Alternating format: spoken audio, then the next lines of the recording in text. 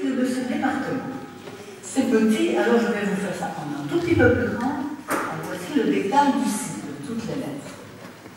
Mais c'est plus qu'un département, c'est une activité. Et c'est une activité dans laquelle sont impliqués des tas de gens, beaucoup plus qu'on en imagine. Moi, ça fait 3 mois que je m'en occupe, de manière assez intensive d'ailleurs, pas tout à fait prévu comme ça, mais ça fait rien. C'est passionnant, et je voudrais partager cette passion avec vous ce matin. Mais d'abord, pour cerner un sujet, on doit se poser des questions. Alors, je voudrais qu'on se pose quelques questions ensemble ce matin. Parmi les questions qu'on va se poser, pour bien définir ce sujet, ce sera d'abord un petit quoi. Qu'est-ce que c'est que IEBC? Il y en a peut-être qui connaissent les lettres. Oui, mais je sais pas, faut pas dire. Faut pas dire. Merci. Mais c'est bien. On va voir après combien on connaît vraiment. Merci Marie-Thérèse. Alors on verra aussi après une deuxième question, quand? De quand datent ces lettres-là et puis cette activité-là? Où est-ce qu'elle a lieu, cette activité? Comment se passe cette activité et qui est concerné? Et vous allez deviner, nous sommes concernés puisqu'on est là aujourd'hui et qu'on en parle. Alors, s'il vous plaît, on va commencer par le quoi. Donc, IEBC, certains connaissent bien les lettres, mais peut-être pas tout le monde. Alors, comme tout sigle, ce sont des lettres, le I, E, B et C. Que veut dire le I? Est-ce que ça pourrait être information, informatique, institut ou invitation? Tout nous concerne. Alors, on prend le E. Est-ce que c'est l'écoute, invitation à l'écoute? Est-ce que c'est l'informatique, l'enseignement ou les enseignements, l'étude ou les études? Et comme entre ces deux mots, il faut mettre une petite préposition. Est-ce que c'est l'invitation à l'étude? Est-ce que c'est l'informatique de l'enseignement? Est-ce que c'est l'institut pour l'écoute? Est-ce que c'est l'invitation à l'étude? Tout est ouvert. Il reste un B, celui-là ne pose pas de problème, ça tourne autour de la Bible. Biblique, bibliqueur au pluriel, ou de la Bible. Et puis le C, est-ce que c'est l'informatique pour l'enseignement biblique pour chacun avec un C? Est-ce que c'est l'institut sur l'étude de la Bible par le clavier avec un C? Est-ce que c'est l'institut d'enseignement de la Bible par le courrier ou par correspondance? Chacun a pu se faire son idée? C'est remis les choses en place? On va vous donner les réponses. Puis après, j'ai quand même demandé statistiquement combien de personnes savaient. Parce que j'étais un peu surprise la semaine passée d'avoir eu 5 personnes sur un groupe aussi nombreux que vous. C'est pas beaucoup. Je crois qu'on va débattre aujourd'hui. Alors, le I, c'était institut. Il devrait venir. Voilà. D'études de la Bible par correspondance. Mais c'est formidable, un tout petit coup pour revoir. Institut d'études de la Bible par correspondance. Combien étions-nous? Je me compte dedans. 1, 2, 3. Waouh, tous les records sont battus. Hein. Merci beaucoup. Eh bien, c'est de ça qu'on va parler aujourd'hui. Parce que peut-être qu'on ne sait plus très bien les repères et que ce sont des nouvelles encourageantes à partager. On a vu le quoi, maintenant allons voir le quand. Savez-vous de quand date le sigle d'abord IEBC? Un sigle, c'est assez moderne, pas trop quand même, c'est l'époque où on a changé missionnaire volontaire en JA. IEBC, ça date de 1985. Mais il y avait autre chose avant. Avant, c'était quoi avant? Voilà, merci beaucoup Jacques. C'était la voie de l'espérance. Et alors la voie de l'espérance, ça date de quand? J'espère que je n'ai pas fait avancer. Ah, bah tant pis. 1947, vous l'avez vu? Alors, après l'histoire, 2 personnages que nous connaissons, qui sont des grandes figures du mouvement adventiste dans nos pays. C'est donc juste après la Seconde Guerre mondiale. Il y a 2 pasteurs, un qui s'appelle Maurice, années 45, 46, 47, Maurice Thièche, oui, et un autre qui s'appelle Charles Germain. Ces deux personnes animent des chroniques hebdomadaires sur des chaînes de radio. À l'époque, on parle quand même beaucoup plus de radio. Il y avait l'une, l'équivalent de notre actuelle France Culture, et l'autre radio, c'était RTL. Chacun de ces deux pasteurs animait une émission hebdomadaire et ils recevaient beaucoup de questions des auditeurs, au point qu'ils se sont décidés ensemble de créer des cours par correspondance, CEIEBC, pour répondre à ces questions. Au début, 1947, il n'y avait qu'un cours avec 28 leçons, ce qui est devenu plus tard le fameux livre Les Sentiers de la foi de Charles. Donc nous voilà pour un camp qui nous ramène déjà à pas mal d'années, pas loin de 70 ans. Donc on est bien, on est quelque chose qui est sûr mais qui évolue. Alors, après le camp, vous vous souvenez, on allait se dire où? Alors là, je vais peut-être m'adresser plus à nos jeunes enfants, on va se poser quelques questions. Si je vous demande dans quel pays d'Europe l'IEBC a commencé, on en a parlé de 2 pays là tout à l'heure. Je l'ai dit, je ne sais pas si je l'ai dit. Les 2 émissions radio, et puis les 2 pasteurs étaient l'un plutôt sur la région de Paris, l'autre à Lausanne. Alors on a 2 pays, France et Suisse. Ok. Il y a un 3e pays francophone en Europe. La Belgique, bien sûr. France, Suisse, Belgique. On parle autre chose que français dans notre petite Europe. Donc il y a d'abord se rappeler un site, iebc.org, et là c'est pour toute l'Europe francophone. Et je ne sais pas si vous pouvez voir aussi loin, mais on y parle de la France, de la Belgique et de la Suisse, et puis des territoires français d'outre-mer, donc toute la francophonie en relation avec l'Europe. On ne parle pas que français, on parle aussi allemand.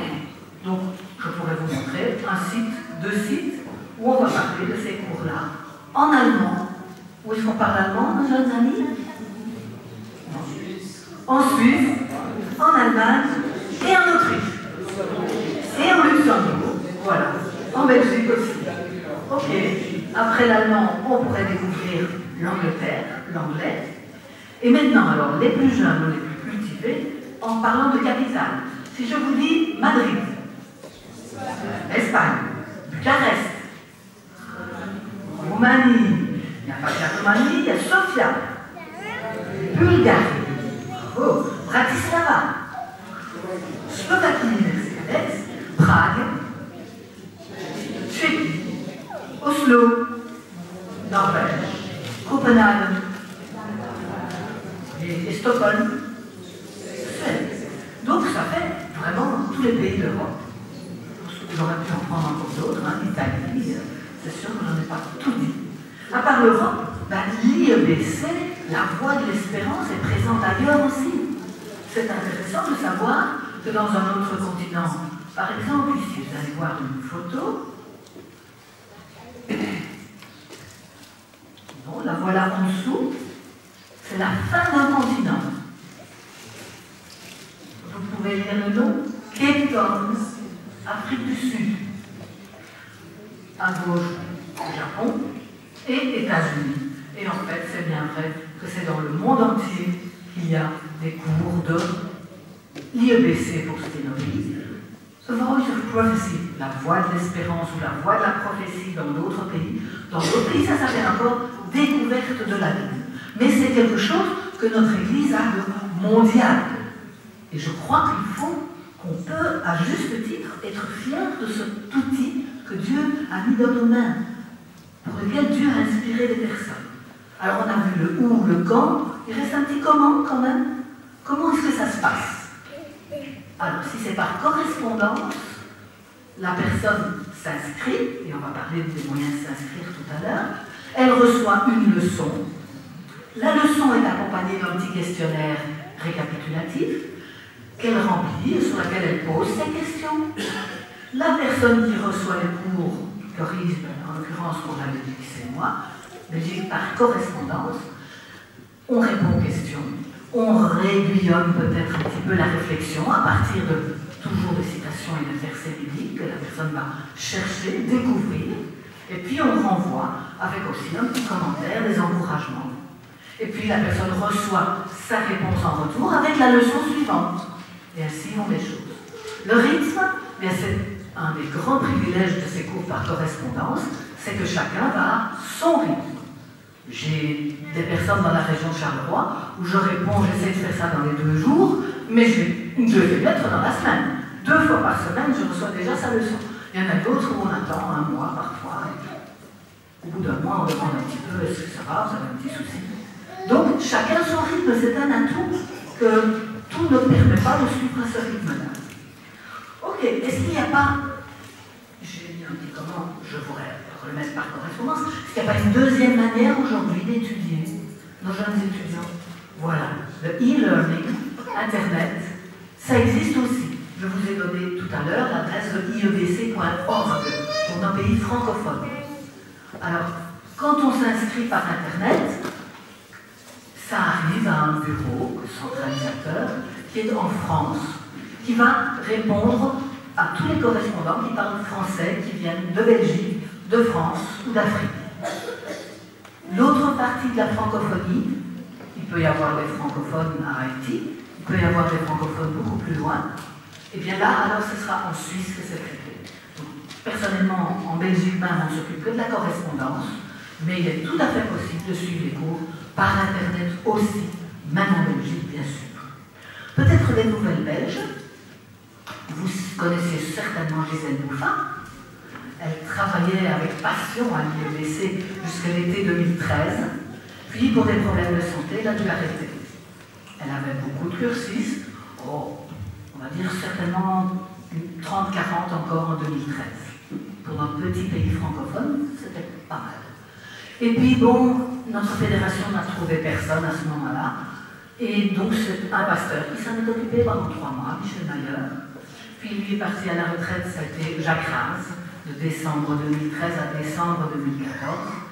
Et puis, tous les deux n'avaient comme consigne que de suivre les gens qui écrivent. Autrement dit, si un étudiant, un cursiste n'écrit plus, on ne le suit pas.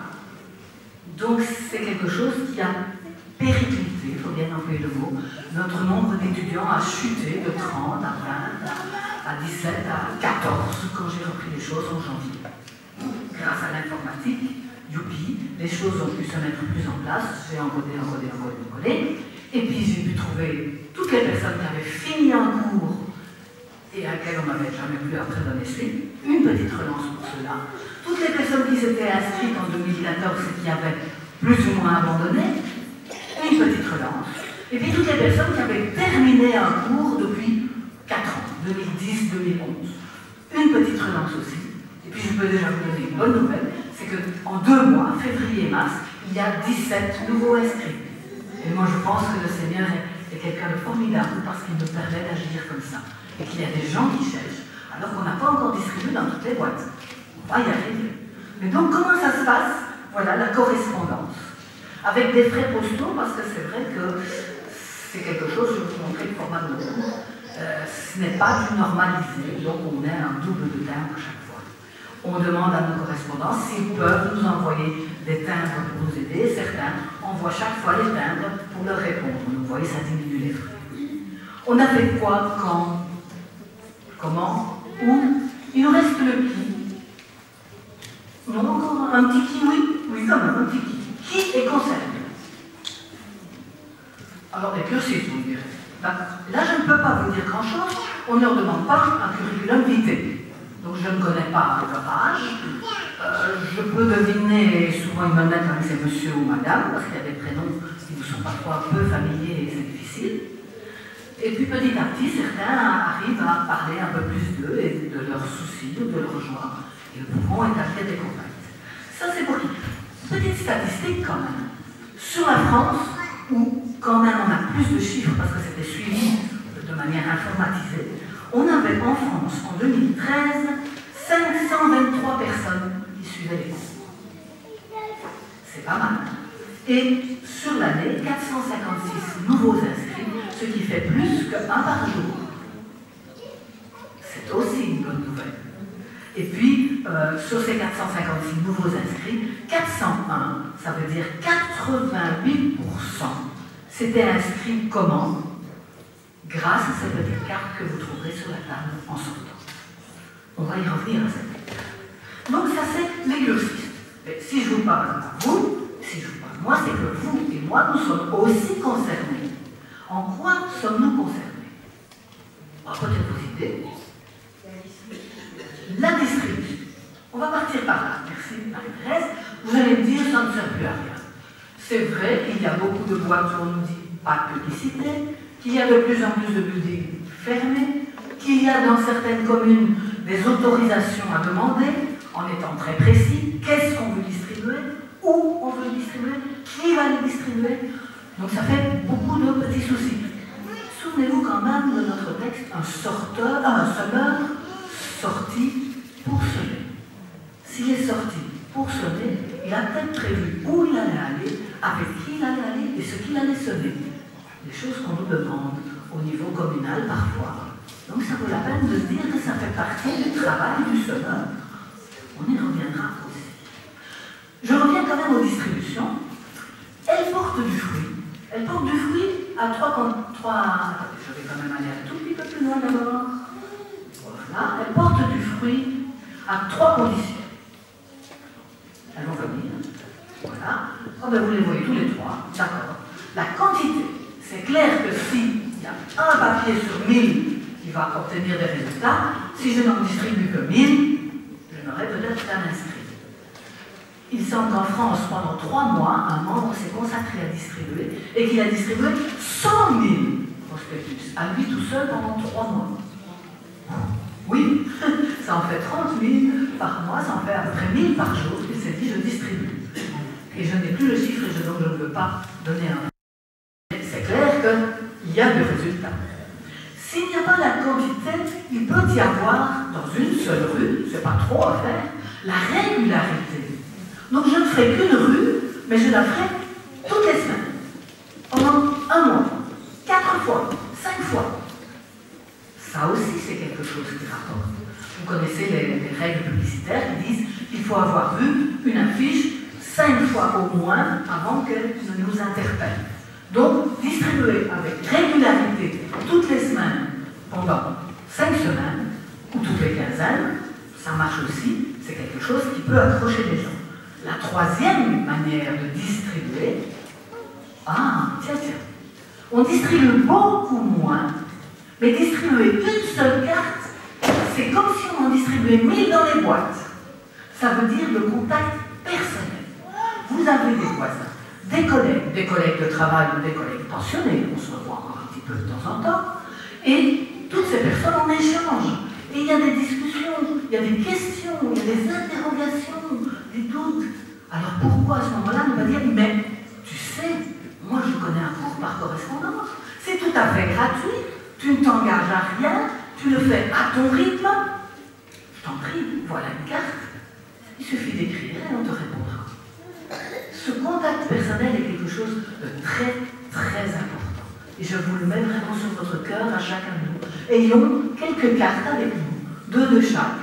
Et puis voilà, et puis vous distribuez le soir en rentrant chez vous, vous refaites le plein, 2 de chaque. Voilà. Donc c'est quelque chose de super important. Je vais revenir un petit peu sur l'exercice, juste après avoir vu encore une chose que nous pouvons faire, et non, on n'oublie pas. C'est, je vais un peu trop fort, la prière. Alors là, j'ai un tout petit souci, j'ai besoin de notre ami technicien.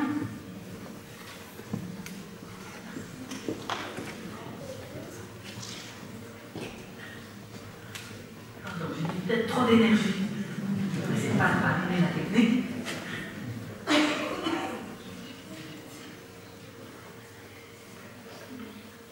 Allez, je vais vous dire ce petit mot-là, où il y a un geste. Voilà, merci Marie-Thérèse. La prière, tous ces exercices, ce sont des gens qui ont des soucis souvent, qui se posent des questions, que vous nous priez pour eux. Parce que je pense qu'il y a à chaque heure quelqu'un qui est en train de remplir un cours, qui se pose des questions. Donc voilà, pour nous, ce que nous pouvons faire. Nous pouvons distribuer Si nous n'avons plus les gens en bon état, nous pouvons distribuer en main propre. Nous pouvons prier pour ces gens. Et je pense que notre prière est tout aussi importante. Que nous pouvions prier pour que Dieu suscite des gens pour distribuer, pour que Dieu éclaire les gens qui corrigent. Parce que serions-nous sans l'aide du Seigneur pour trouver les bonnes paroles? Merci.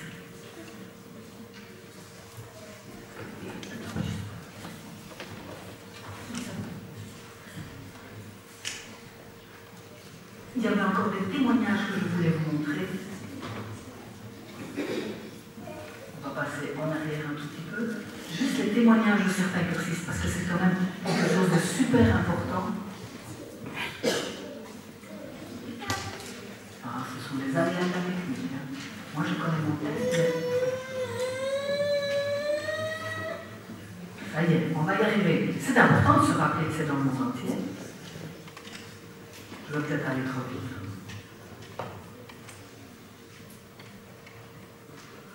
On a vu le comment, merci. C'est bien, ça nous fait des petites religions. Mais ces points, oh, on est toujours pour savoir ce qu'il y a derrière. L'exercice, voilà, regardez les témoignages, moi je trouve ça quand même quelque chose de très encourageant. Quelqu'un qui nous écrit, c'est toujours aussi passionnant de découvrir la vie de Jésus. Merci. Et c'est vrai que les merci sont très fréquents. Un autre lui dit encore merci pour ces cours qui nous interpellent bien au fond de nous-mêmes, qui remettent les choses en place pour une vie meilleure. Est-ce que ce n'est pas le souhait de beaucoup de personnes aujourd'hui? Une vie meilleure. Troisième que je dis, alors que ma famille ne va pas bien, je sais vers qui me tourner et me ressourcer. Amen. Je crois que tout le monde dit qu'il faut penser à toutes ces personnes. Maintenant, on va un petit peu plus loin pour la question suivante, qui est quoi? De nouveau, non de quoi l'UBC, mais quoi? Qu'est-ce que c'est que ceci? Ceci, c'est un petit dépliant que je vais envoyer à votre église, qui se présente sous cette forme-là. Ça, c'est un format pratique au niveau postal, c'est une enveloppe normalisée. Ça représente tous nos cours actuels. Je ne sais pas si vous pouvez voir aussi loin, j'en aurai quand même une image. En voilà un. Premier, Bible et archéologie. On va les détailler un tout petit peu. Deuxième, croire c'est la vie. Troisième, la foi ça marche. Quatrième, on direct avec Jésus. Oser grandir. Chemin Israël. L'Apocalypse. Et au nom d'amour. Je pense que vous ne saviez pas que nous étions aussi riches. Que nous étions aussi plein de ressources pour répondre aux personnes qui nous entourent. Alors, nous allons repasser vite cela en revue, si vous voulez bien, pour vous donner une idée. J'insiste encore une chose que nous pouvons faire, vous et moi, c'est de suivre le cours. Ce n'est pas interdit aux membres d'Église, aux intéressés, à vos enfants. Ce n'est pas interdit. Et vous connaîtrez ce cours, vous l'apprécierez, vous pourrez d'autant mieux partager votre passion avec des gens qui recherchent et savoir de quoi vous parlez. Donc, le premier de ces cours que nous pouvons suivre, vous et moi, c'est Bible et archéologie. Terme plus exact, archéologie en pays biblique. Il y avait 10 leçons. Pour ceux qui ont suivi ces 10 leçons, on en montrera chaque fois que 8, histoire de dimension de l'écran. Pour ceux qui ont suivi les 10 leçons, il y en a une 11e aujourd'hui, qui est une actualisation. Donc, si vous la souhaitez, vous trouverez l'adresse UBC. Si vous êtes en train de suivre un cours d'office, je vous enverrai comme information votre 11e leçon. Qu'en est-il aujourd'hui de l'archéologie biblique? Ça vaut la peine. On suit toute l'histoire d'Israël. Je ne sais pas si vous pouvez voir le titre. La Mésopotamie, l'Égypte. Et puis on arrive à l'Exode, l'époque des Juifs, le royaume uni et le royaume divisé. On suit vraiment l'histoire d'Israël pour trouver à travers des éléments, tout ce qu'il y a de plus historique, archéologique, des preuves que la Bible a bien dit, a eu raison. Vous trouverez dehors ces petits prospectus-ci qui permettent de s'inscrire à ce cours Bible et archéologie. Ça ressemble à ceci. Oui, c'est le format du A4 qui en veut, donc du A5. Ça demande une enveloppe un peu plus grande, donc des frais postaux plus importants. Et chaque fois un petit questionnaire que l'étudiant nous renvoie. Deuxième cours qui pourrait nous intéresser, croire c'est la vie. Voilà la première leçon. Là, le questionnaire est inclus, c'est juste cette petite page avec cachée. Et il y a aussi, là, il y a 14 leçons. Voilà le prospectus que vous pouvez distribuer. Celui-là, on en a vraiment des quantités encore. Distribuer, inonder Bruxelles. Que chaque boîte aux lettres, ce soit quelqu'un qui ait l'occasion de découvrir Jésus et la Bible. Ça vaut la peine. Voilà l'inscription possible. Langage très simple pour ce premier cours. Langage où on n'invite pas les gens à chercher dans la Bible, ils ne la connaissent pas encore. Donc on cite tous les versets, dans une version moderne, très compréhensible pour nous aujourd'hui. Texte simple, beaucoup de couleurs, quelque chose qui se veut de plus en plus, pas ludique quand même, mais attirant. En tout cas, et plaisant. C'était le deuxième cours. Troisième cours, ça s'appelle La foi, ça marche. Cette fois-ci, c'est la suite du précédent. On va développer un peu plus les leçons, apprendre un petit peu plus à chercher dans la Bible, apprendre un petit peu plus à prendre un passage et à trouver ce qu'il y a dedans, à décrypter quand même parfois le langage, les expressions de la Bible, pour mettre en pratique toutes les théories bibliques qu'on a vues. La foi, ça marche. Dimension pratique de la foi. Cours suivant, et voilà donc les premières 8 leçons. Cours suivant, je vous montre tout de suite toutes les leçons, en direct avec Jésus. Qu'est-ce qu'il y a de nouveau là-dedans? Des petites illustrations qui se veulent humoristiques et qui mettent un petit coup d'humour et de légèreté dans ce qui peut être parfois un peu dur pour certains quand ils ne connaissent pas encore bien la Bible. Autre chose, le questionnaire qui parle et qui invite l'étudiant à lire un texte biblique. Un texte un peu plus long, verset 14 à 36 ici, acte, le discours de Pierre. Le discours de Pierre, pour en dégager, c'est qu'est-ce que Pierre dit de Jésus. Et il dit que Jésus est ressuscité. Ah. Et qu'est-ce que Pierre a eu comme attitude? Très peu de temps avant, il a renié Jésus. Alors comment est-ce possible que la même personne qui a renié Jésus soit prête maintenant à aller jusqu'à la mort pour témoigner de lui?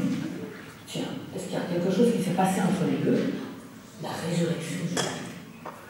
Et on invite donc la personne à décortiquer un texte, à trouver toute la richesse qu'il y a dans les passages bibliques. En direct à Jésus, je n'ai pas dit, c'est un cours qui a été rédigé par Thierry Lenoir, un petit sang belge qui nous fait plaisir.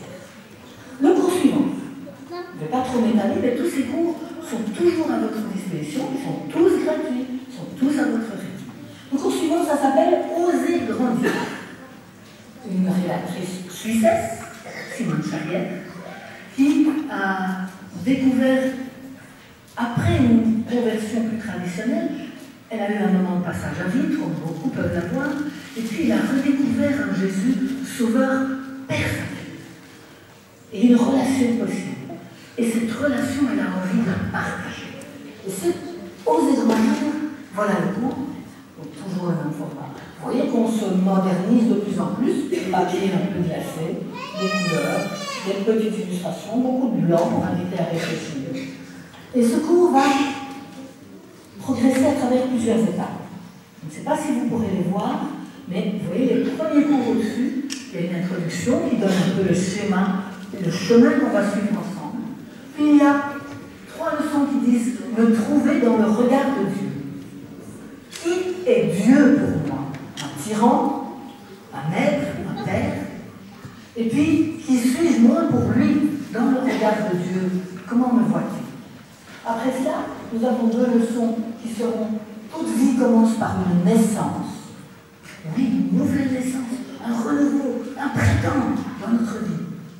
Mais, comme toute naissance, il peut y avoir des obstacles, des difficultés, ma timidité, mes idées préconçues, mon expérience passée d'une vie d'église ou d'enseignement d'église qui m'ont vraiment choqué peut-être.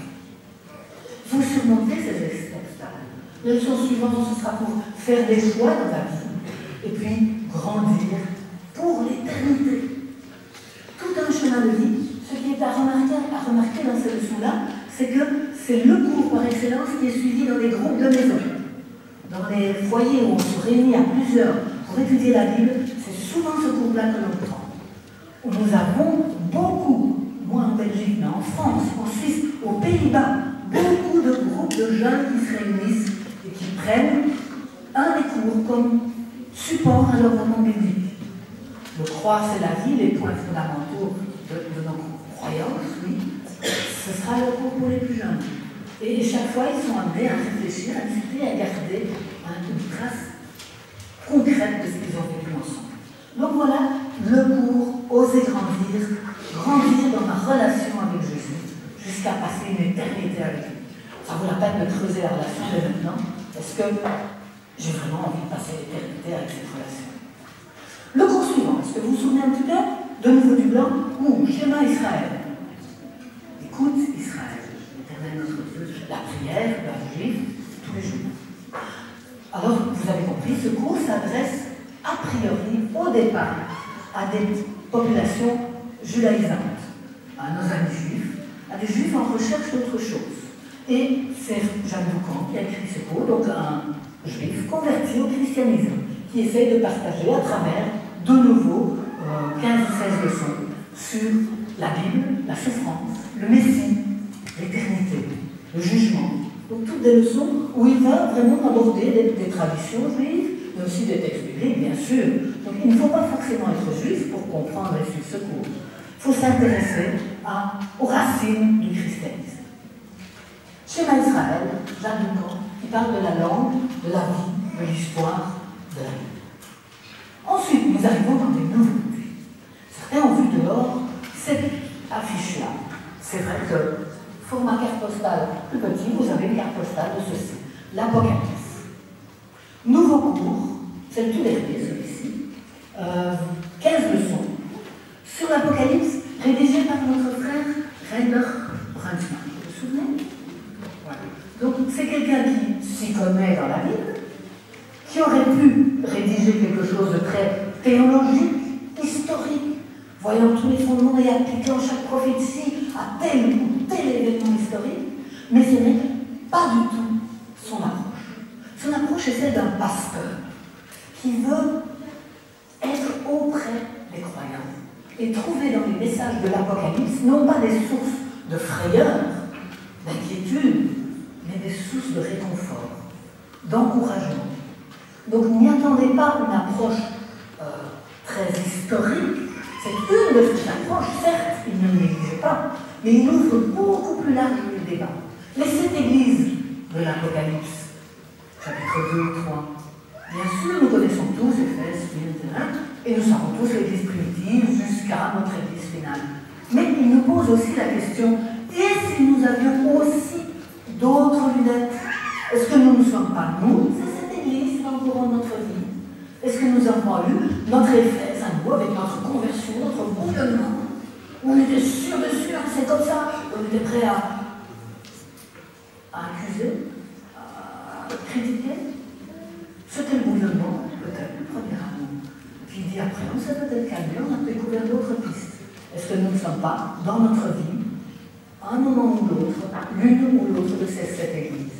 Réfléchissons-y. Et il ouvre ainsi plusieurs pistes de lecture chaque fois, et des choses très positives.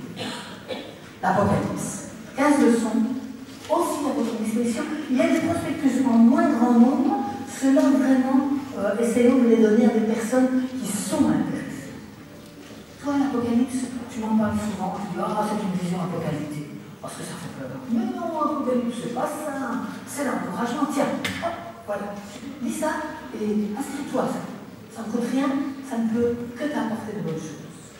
Et puis, autre nouveauté de Louis XIV qui venait juste avant l'Apocalypse. Vous voyez le texte?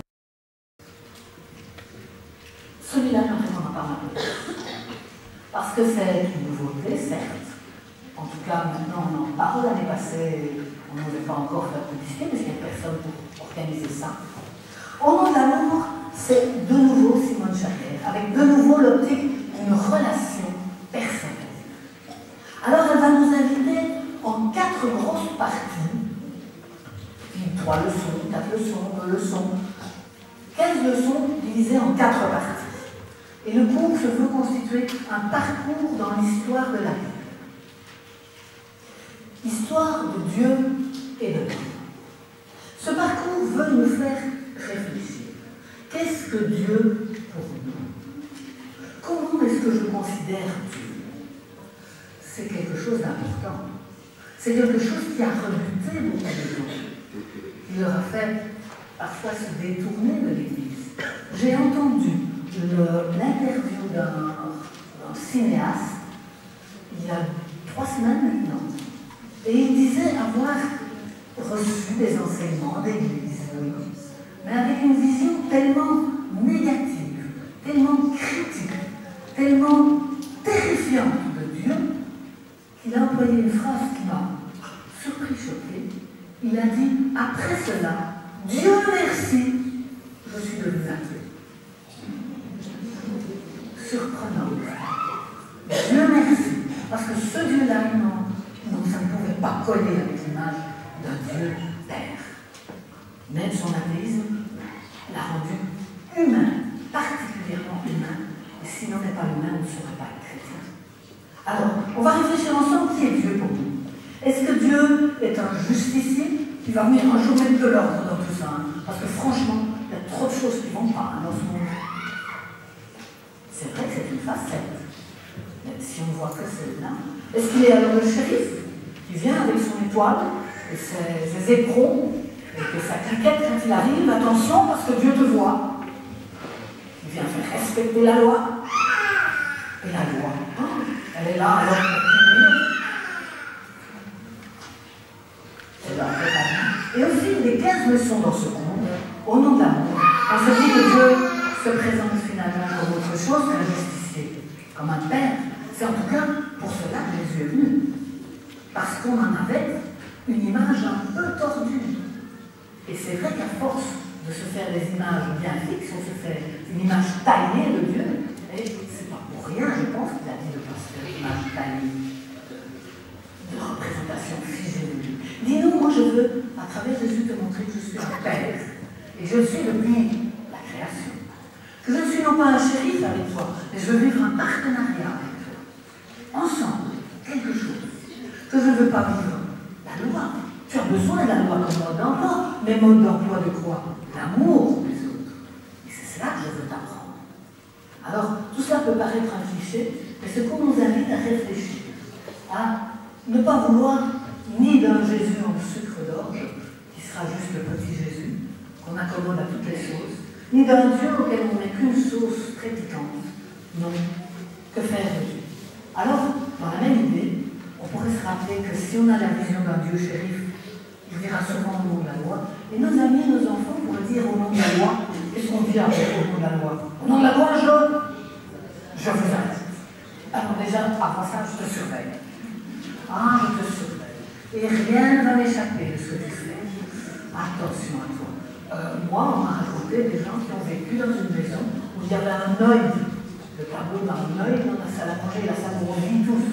C'est l'œil de Dieu qui nous voit. Tout le monde. Attention. Je te surveille et j'examine chaque chose et je ne les oublie pas. J'examine ton passé, je n'oublie rien. Je t'enferme dans cette image de toi. Est-ce que j'enferme Dieu dans une image? Est-ce que je crois qu'il m'enferme dans une image de pêcheur qui doit absolument payer? Et puis voilà, ce fameux verbe, au nom de moi, je t'arrête. Je t'arrête, reste là où tu es. Ne bouge plus. Alors ne bouge plus parce que non seulement je t'arrête, je vais te priver de liberté. Ah non. Si on a cette idée-là d'un Dieu qui me prive de liberté, je dois. On loupe une dimension. Je te prive de liberté, je t'isole. Et ça, si vous avez un tout petit peu les antennes sur les sectes, sur l'islamisme radical aujourd'hui, c'est une démarche qu'ils ont tous très vite. Je t'isole. Il n'y aura plus que toi et moi pour. Je t'explique Dieu, moi et toi. Mais les autres, non, ils n'ont rien compris. C'est mauvais, ta famille, non, tout ça, rejette. Sois isolé, sois tout seul avec ton gourou. Oui, attention, cette vision-là de Dieu peut isoler la personne. Je t'isole dans ta culpabilité. Oui. Et si tu es coupable devant ma loi, il y a souvent deux réactions devant une loi. Soit on s'y soumet, on n'est plus très créatif, on ne bouge plus. Soit on se révolte, et on s'en va. C'est pas ça le but de Dieu. Et soit, alors on a la conclusion. Si je suis shérif, si je vois Dieu comme un shérif, je crains la mort. Si je vois Dieu comme un shérif, c'est la mort que je vois pour chacun, parce que franchement, personne ne vit. Et le goût faudrait chaque fois nous faire réfléchir à autre chose. Si Dieu est mon partenaire et me dit, au nom de l'amour, je suis venu, non pas je te surveille, mais Dieu veille sur toi. C'est le même mot, mais ça change tout. C'est l'histoire du petit garçon. Tiens, nos amis les jeunes, on a encore... Je peux prendre une minute pour les enfants? Alors, comme j'ai un micro portable, je vais raconter une histoire. C'est dans celui-ci, il faut pas. Alors, l'histoire d'un garçon qui ne devait pas être plus grand que toi. Et toi, comment tu t'appelles? Maïti. Moi, le petit garçon que je connais, il s'appelait Philippe. Est-ce qu'il y a un Philippe parmi vous? Là, un Philippe. Et ben voilà. Philippe. Oh, il avait votre âge. Un petit peu plus grand que les demoiselles là. Il avait fait comme celui-ci. Et on était fin août. Et à la fin août, qu'est-ce qu'on fait avec ses parents? On voudrait bien aller au magasin. Qu'est-ce qu'on fait fin août au magasin? Voilà, c'est la rentrée des classes. Et ça fait déjà depuis quelques semaines, mi-juillet, 6 semaines à l'avance, qu'on commence à voir des rayons qui se remplissent. Bon, et ce petit Philippe, il a envie de plein de choses. Et ses parents lui ont dit, aujourd'hui, on va au supermarché, on va prendre tout ce qu'il faut pour la rentrée. Oh, il était content. Mais, il ne pensait pas qu'à ça, parce que, mais qu'est-ce que c'est que ce truc? Il se parque, il voit tous les poteaux, puis au-dessus des poteaux, il y a comme des spots. Ça n'éclaire pas. Moi, à un moment, il dit, mais papa, c'est quoi tous ces machins? Presque à chaque poteau, il y en a. Vous avez idée ce que ça pouvait être? Oui, des caméras. Son papa me dit des caméras. Ça alors, des caméras. On me voit, on me surveille. Alors, je suis plus libre, moi, qu'est-ce que c'est que cette histoire? On voit pas. Il marche en son sac, on ne le voit plus. Il rentre dans le magasin, il ouvre. Il dit non, ils sont pas, tu vois, ces espèces de boules rondes là-dessus. C'est aussi des caméras. Bon, enfin, après, il trouve ses cahiers, des lunettes, c'est super. Et puis, à la pièce, wow, il a tout dans un sac pour lui. Et puis, tout le monde appelle ça parce que c'est toutes les provisions pour une semaine. Et ils sont nombreux dans la famille. Et puis, on va vite à la voiture. Et la voiture, on se dépêche, allez les enfants, dépêchez-vous. Bon, tu déposes les sacs là, et puis toi tu les mets dans le coffre, et moi je ramène la charrette, hop, hop, et on s'en va. Et arrivé à la fin du parking, il y avait une barrière. Ils triaient les gens, on sortit, je sais pas quoi. Et toujours est-il qu'à un moment, ils entendent une voix par le micro, voiture, et on dit la plaque, sur Philippe, comme c'est sa plaque. Arrêtez-vous s'il vous plaît, attendez un moment. Qu'est-ce qui se passe? Son affaire. Ça à voir. Attendez. Une vigile, un gardien, va arriver. Et voilà un gardien qui arrive. Il a quelque chose dans les bras. Oh, mince, il fait mon sac. C'était le sac de commission avec les affaires de Philippe. Ils avaient posé par terre et mis dans le coffre. Ils en avaient oublié un. Et comment est-ce qu'ils ont su qu'ils en avaient oublié un? Voilà, les caméras. Et ce jour-là, Philippe a compris. Les caméras, c'est pas pour me surveiller, c'est pour veiller sur moi, pour me protéger, pour m'aider à, youpi, à avoir ce que j'espérais. En l'occurrence là, mais à vivre avec des choses très chouettes. Alors on pourrait peut-être bien repenser à notre image de Dieu. Est-ce que Dieu nous surveille? Ou est-ce que Dieu veille sur nous? Ah, oui. Oui, hein. Ça marche? Derrière toi aussi, Dieu veille sur nous. Juste derrière toi, les personnes qui ont la main. Ça marche? Dieu te regarde parce qu'il voudrait le meilleur pour toi, pour te protéger, pour te donner de bonnes idées et la force de les accomplir. Dieu veille sur toi. Ça change tout. Alors, au nom de l'amour, je veille sur toi. Non pas j'examine ton passé, qu'est-ce que Dieu voit en me voyant? Tout l'avenir qui est possible pour chacun de nous. Toutes les bonnes choses qu'on va pouvoir faire et être. Je t'enferme? Non, dit Dieu. Non, dit Jésus. Je te délivre. Je te donne la vraie liberté, le pouvoir, la clairvoyance pour choisir à tout moment. Je t'arrête? Non. Je te lance dans la vie. Je te mets en mouvement. Peut-être en mouvement. Je t'enferme? Non, je t'offre la vraie liberté. Où tu es pleinement conscient et lucide. Je te mets, non pas isolé, je te mets dans une communauté où tu as des choses à recevoir et à donner. Une communauté où on est là tous ensemble, avec chacun ses différences. C'est sûr qu'on choisit ses amis et pas ses frères. D'accord. Et pourtant, dans les frères, il y a des choses qui sont à prendre. Il y a des choses que je peux offrir. Ah oui, ça vaut la peine. Non pas coupable aux yeux de Dieu, mais responsable, ayant tout reçu pour pouvoir faire les bons choix. Non pas une soumission ou une révolte, mais un respect de l'autre, un amour de l'autre qui veut lui trouver sa valeur. Et tout ça pour ne pas mourir. Il venait le dernier mot. Tu vivras éternellement. Oui. Alors, ça c'est toute la philosophie de secours au nom de l'amour. Alors, 4 parties vous ai dit. La première partie, ça va être Dieu justicier qui assure la sécurité. Ah, c'est sécurisant de savoir que ça je ne peux pas, ça je peux. Ne me pose pas de questions. Ou un Dieu, au contraire, qui se dit, moi je suis père et j'assume des risques. C'est vrai que c'est risqué d'avoir des enfants. Ils peuvent un jour tout à fait vous décevoir. Comme un jour vous combler de joie. Alors, ces parties-là, première partie, c'est Dieu qui assure les risques. Ce sont les risques de l'amour. Et là, il y a 5 leçons. 1, la création. C'est vrai que la création, c'était assumer des risques pour Dieu. C'est bien plus tranquille de ne pas mettre en route quelque chose. Bonne chose, l'homme adopté. L'homme créé avec une femme. La qualité de vie que Dieu nous offre dans les relations. Et puis, le 4e, le péché. Aïe, c'était un risque. Et puis la notion de où est ton frère, le bien, le mal, le sens de la vie. Voilà les risques de l'amour, les risques que Dieu prend envers chacun de nous, les risques qu'il nous invite à prendre envers les autres, envers qui nous demandent d'entrer en relation. C'est vrai que ce n'est pas toujours des choses bienfaisantes que la relation. On peut, passez-moi l'expression, se prendre des barres de temps en temps. Puis le juste se relève. Alors voilà, après cette première partie des risques de l'amour, vous venez, il y en a une deuxième. La deuxième, c'est que le justicier va juger les actes et se désolidariser. Ça, c'est toi, mais moi, je ne suis pas du tout comme ça. Le père, il va chercher à comprendre ce qui se passe dans le cœur, la motivation, le centre même, le noyau de nous. Et il ne va pas se solidariser, il va conclure une alliance. Et la deuxième grosse partie des cours, les leçons suivantes, c'est l'alliance de Dieu avec nous. Je serai ton Dieu. Toute première alliance avec le monde entier, c'est l'alliance qu'on appelle Noachie, avec Noé. On l'oublie, mais c'est la première alliance.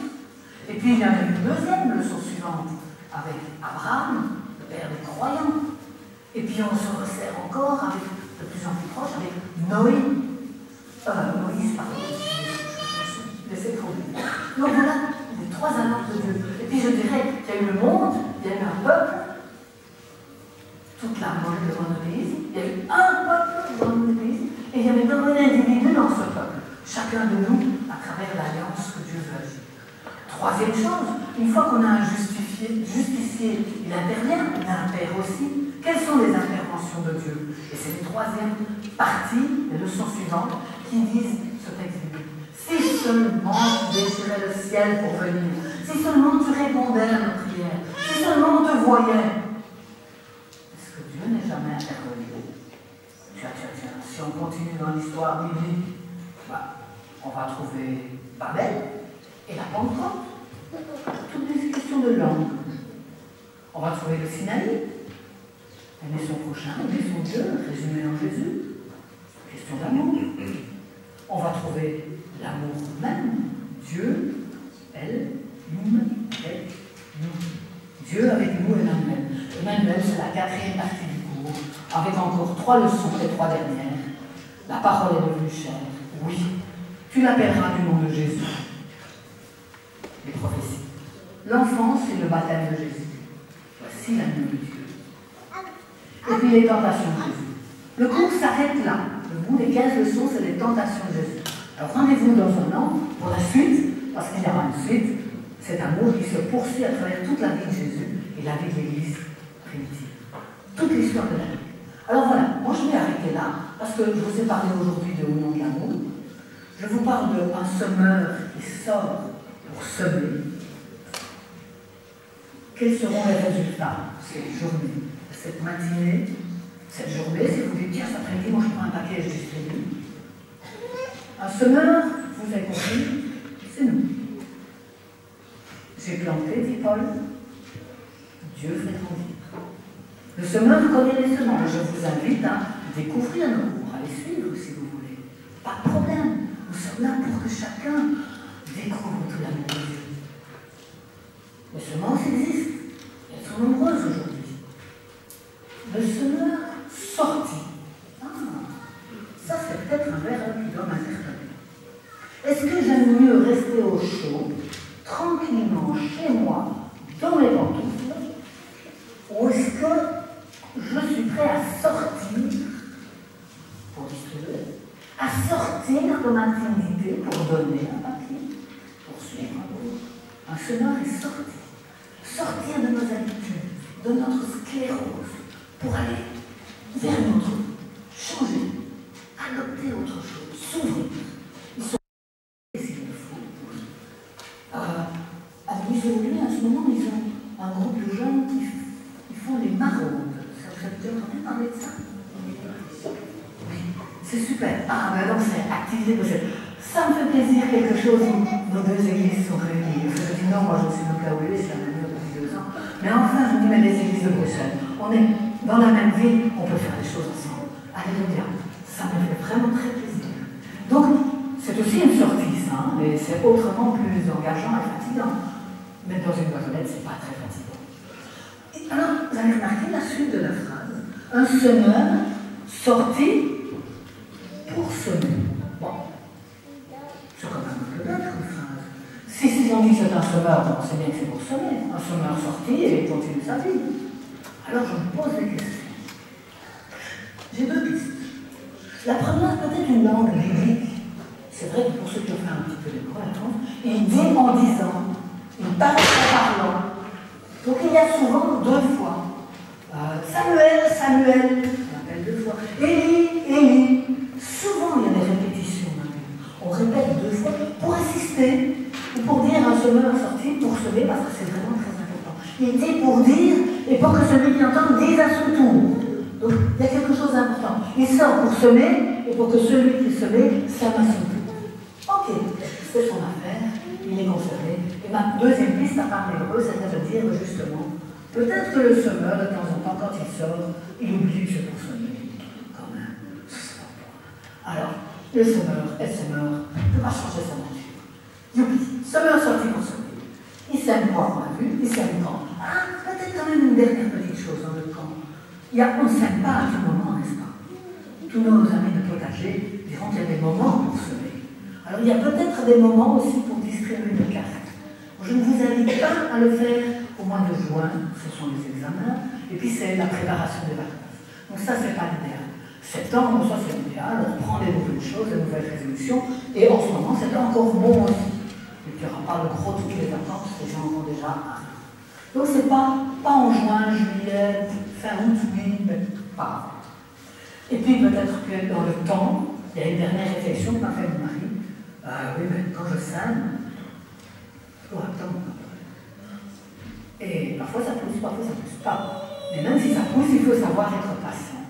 Et ça, c'est ce qu'on a dit tout à l'heure, nous pouvons aussi prier. Prier pour ceux qui distribuent, pour que quand même ils aient peut-être la chance de voir qu'il y a quelque chose qui a poussé. Et prier pour qu'on ne perde pas confiance en distribuer. Puissions-nous avoir ce souhait. Peut-être que je vais quand même encore mettre un souhait, oui, tous nos cours, la semence, le dernier, le souhait qui se trouve dans le livre de Deutéronome, qui clôt quasi la Torah, les 5 chapitres. J'ai placé devant toi la vie avec un partenaire, ou la mort avec un justicier, la bénédiction ou la malédiction, mais choisis ta vie, afin que tu demeures en vie pour l'éternité, toi et même tous ceux que tu auras pu faire naître à cette vie-là. Je souhaite que nous ayons cette réflexion-là. À chaque fois que nous voyons une boîte aux lettres, ces personnes sont appelées à choisir la vie. Et que si je peux être le petit instrument qui a servi à ça, ben que Dieu vous soit glorifié. Merci de votre écoute et que Dieu nous aide chacun à comprendre comment nous pouvons être des semeurs aujourd'hui. Amen. Amen.